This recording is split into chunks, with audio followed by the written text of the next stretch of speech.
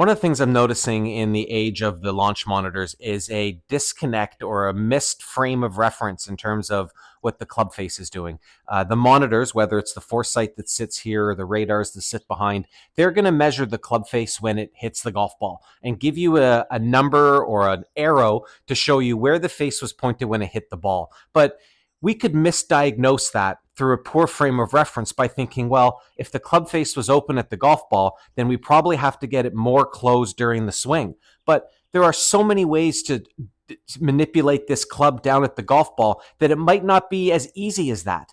And I'm saying this because I've had a few swings lately through the Skillest app sent to me where the golfer has the golf club closed and de-lofted so much in the backswing that on the downswing, they make a move to try and find loft through a pivot that usually backs up in some way. But then from there, that golf club comes back to the ball and measures a face that's open.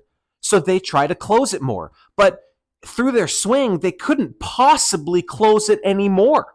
And I think that disconnect between what the box tells us and what we then have to do, we have to get a little bit deeper, a little more educated to match up, is that club face necessarily closed to the target line? Is it closed to the swing plane and the path?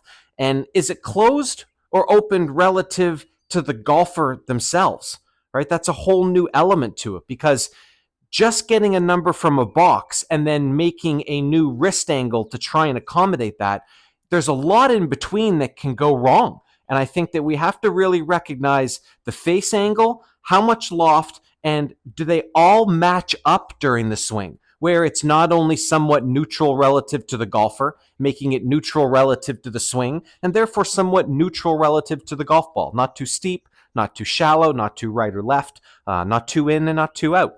So we want to try and have a small balance between that, but we have to recognize those three frame of references and not misdiagnose a golfer who potentially could have the face so closed that they fade it.